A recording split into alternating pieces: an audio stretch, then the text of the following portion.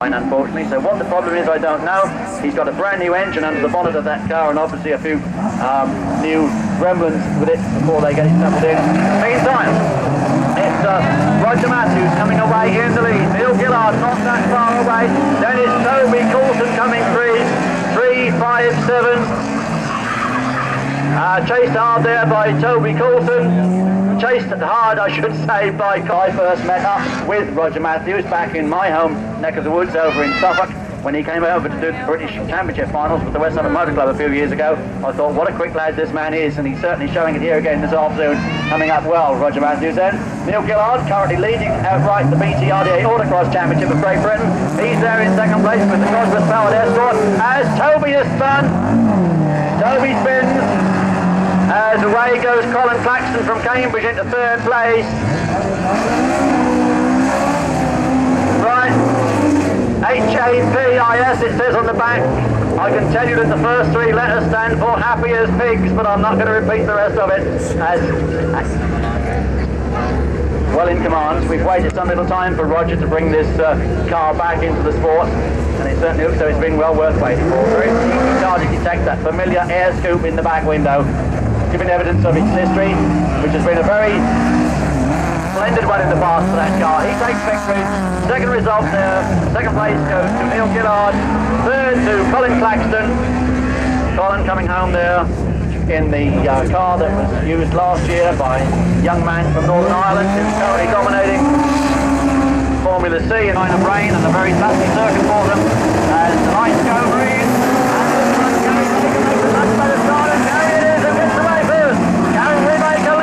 John Cross, Brian Petridge, Bill Stewart being challenged and overtaken there.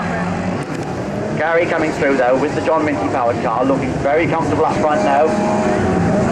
Xenon Hi-Fi for that car. John Cross in second place, and we've got the Roy spinning out there, number 399 spinning out. Blowing everybody through. Problems there then for Ray Morgan. Ray getting going again at his last meeting at this hill. Second to Barry Squid, if my memory serves me rightly, up at Cross in the British Championship. John Cross going through there in second place. Good speed battle there as Wayne O'Connor. Oh, Wayne trying a bit too hard, going right in on the grass. He comes out of the hairpin here below us. Bill Stewart behind him. Then comes Richard McDonald. Then behind them, it is 399 Ray Morgan. It's being very dominant in Formula B. It's moving into Formula A. He hasn't all gone right for Gary Baker. So Gary coming through there, and things beginning to work well now for that man. John Cross in second. Third place goes to 101. Behind him comes Wayne O'Connor. Behind Wayne, 58 Bill Stewart. Then comes 310 Richard McDonald. 399 Ray Morgan, and completing the order will indeed be Ian Rowland. Race number 12, I should have said, race number 12. Mike Manning making a very good run there from the back of the grid. Mike Manning up into second place, but it's that man again up front, Ian Sandwith, up in front with the Mini. Yes, it is Dave Pritchard there in third place. The current joint leader of the championship here at Swindon, the former British champion in Formula C from Hereford. Coming through there in third place. It's a good drive into fourth for young Robert Blake. Behind Robert we've got Anne Harris has spun it. Did I say Anne Harris? I should have said Anne King. Anne King spinning down here and causing mayhem for 122 and 54. That's Darren Mansell. And also in trouble there, 122 Roger Tattersall. Roger goes away, clean racing, and Ian Sandwith right at the head of it. Look at the battle going on here for second place between Mike Manning and Dave Pritchard, and Mike Manning is going to find Dave trying to come through on the inside here as they go into the S's, and a beautiful manoeuvre there from Dave Pritchard, tucking tight on the apex of the hairpin, getting through on the inside of Mike Manning. And number 70, I must say, has discovered that it's raining out there somewhere. Our good friend Ted Richards, Ted with the wipers going on his car, but Ted making a very good first impression in his first ever rallycross there. 54 going through, Darren Mansell, and there comes Roger Tattersall, the ex-hot rodder, with Anne King in hot pursuit with the Sunbeam. Colin Claxton who leads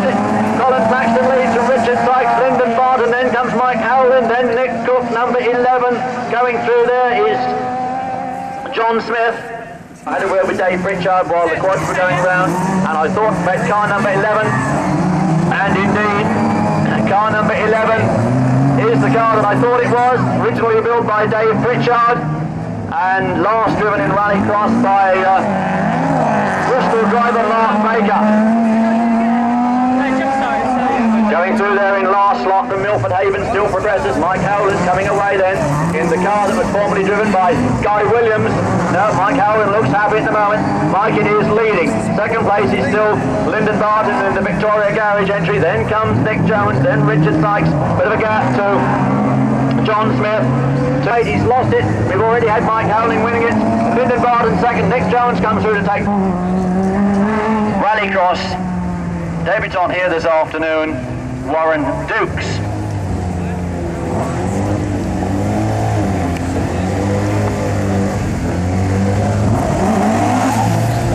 Neil Gillard, who had a very good season in autocross last year and having another good season in autocross this year, but trying desperately hard to be successful in rallycross.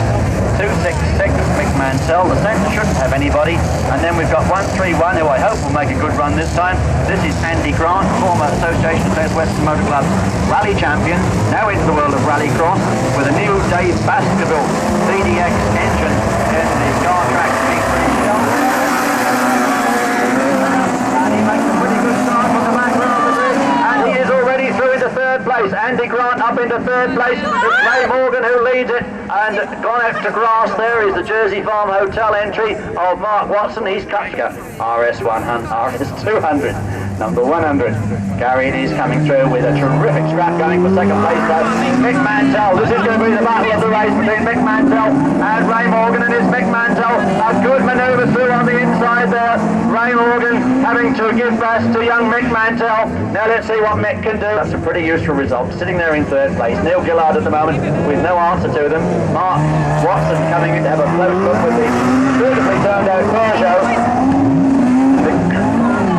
Peugeot prepared for Mark Watson by C-Cell Motorsport using a Tony Vardy prepared 1600cc 8-valve engine, and he's hanging on to some of the very best in Formula B at the moment. Andy Grant going away, obviously he's Baker. Here comes the checkered flag to signify the end of this qualifying heat, and the RS200 mid-engine 4-wheel drive turbocharged device.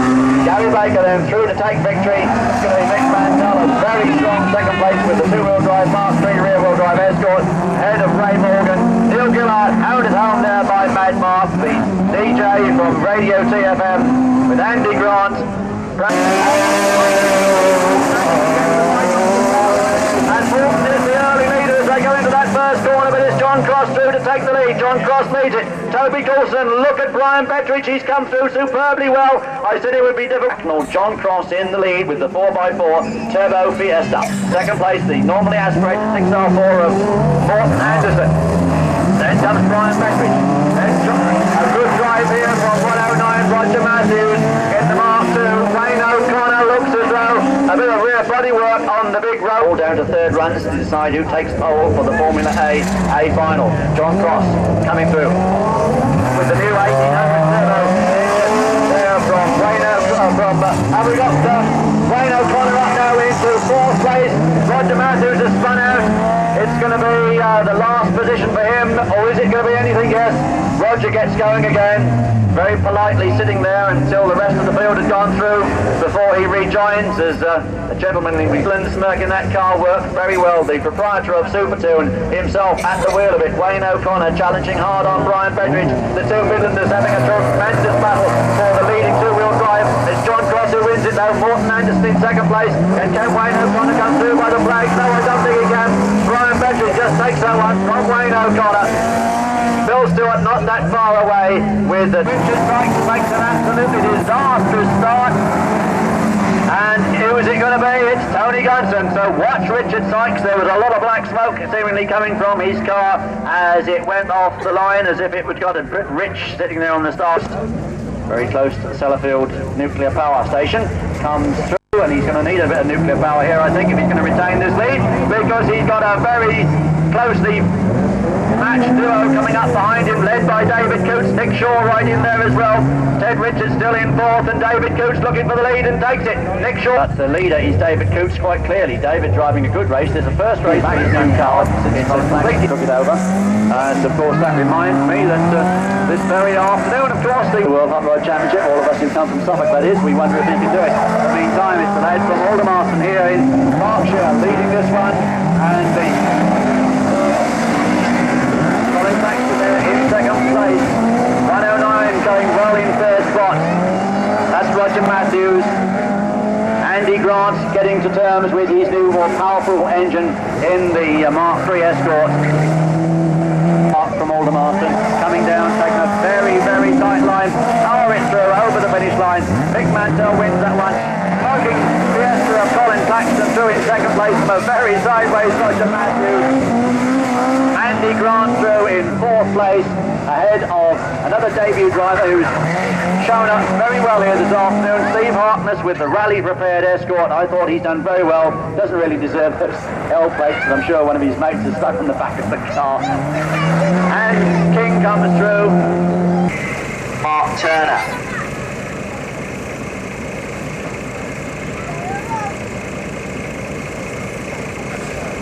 I'm not too sure whether those riders will be given a bit of a breather. Admin that he's driving. Got his washers, wipers going anyway, just in red, and so is Austin Cole. I think they're getting a bit of spray up from the loose sections where it's been watered. Austin working hard there inside the Chevette. Coming away in third place. Still David Graves in fourth. Those treasured possessions in the world of British rallycross in Sandwich Beard, I would think. David Graves still third, Austin Cole fourth. Mike Lott, the all-important Formula B, A final. And the little 69 on pole position as well, makes a very, very good start. As does Andy Grant. Andy Grant makes a superb start to come up into second place, but it's Ray Morgan who leads it. Ray Morgan leads, Mark is looking for the inside line and gets it back.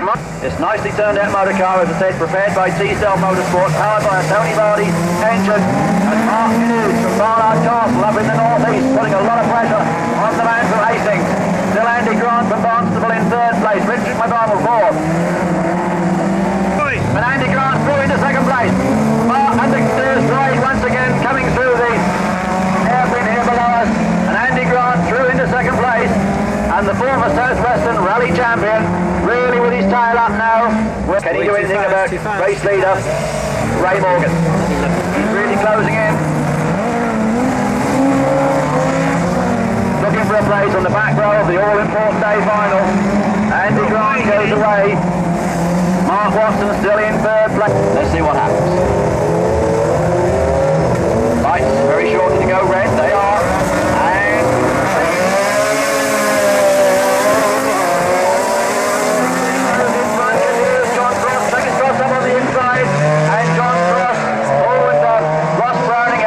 Evasive action there.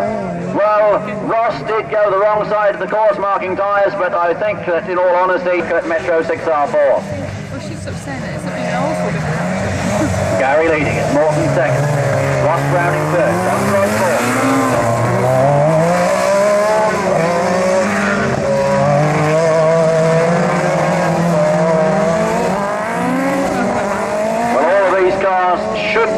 Really, he's got to go as quickly as possible to get a time that might take him into the super final, where he can then perhaps take outright victory.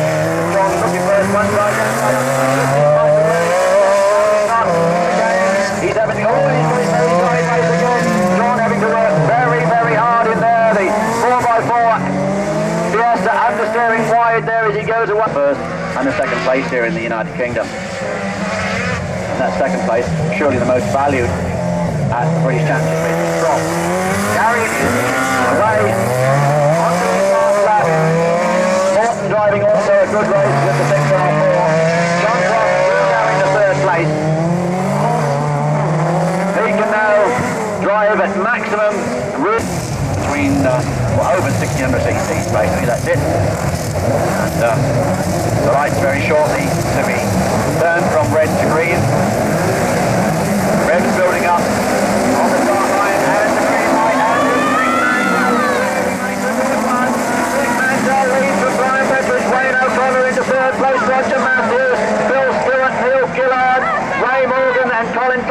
that's the way they go. Showing that he would not get a 20-second penalty for a jump start, and nobody has got a penalty. I can see no sign of any boards coming up, so everybody happy that there was no jump starts there, and McMantell can breathe safely now, and he's looking very, very competitive indeed. Well, I'm sure that Tony Bardi down there in the paddock will be watching this with interest, because Brian Beckridge has been one of his top competitors in the Formula V Championship of Great Britain, but it looks as though Mick Mantell could well become a very strong challenge now.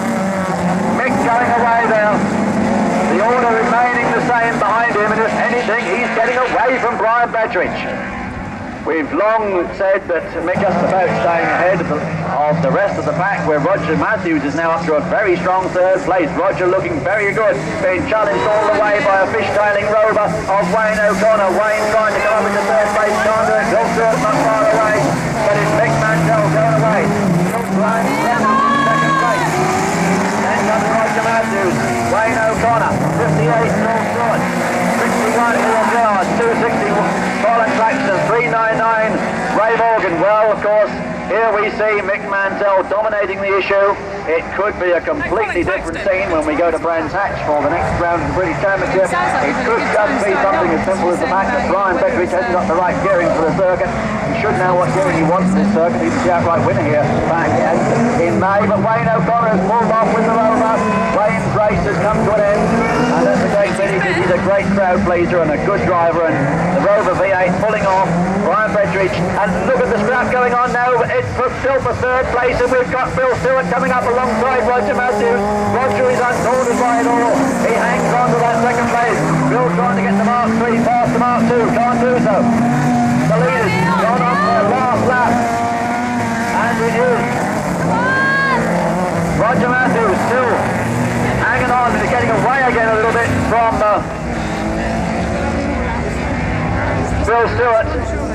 Well, David Pritchard, if he's watching this, and I'm sure he is, must be thinking, well, can I now win the Formula C A final and hopefully retain my advantage maybe in the Swindon Championship? But he's seen Brian Beckridge demoted to second place. Brian is still going to be the leader, I think, of the Formula B category here at Swindon. But certainly Mick Mantell has made inroads into that, and this has been a brilliant drive for Mick Mantell, and he takes victory, and that is a fair and victory over one of the best men in the country. And Brian Beckridge can only wonder what it's all about as he comes home in second place. For him in a long third. Bill Stewart fourth. Neil Gillard is running right at the very end, and he tries to recover in time to retain the position. He can't do it, and Colin Claxton. Well, what can Dave Pritchard do? He's on the centre of the front row of the grid. How quick was Dave Pritchard in qualifying? Was he second fastest too? Good man, having a really close look at the end of lap number one. Mick Manning a good third place, then 3-way fourth. Richard Watts with the Laro Samara. Then comes 43, Paul Jackson.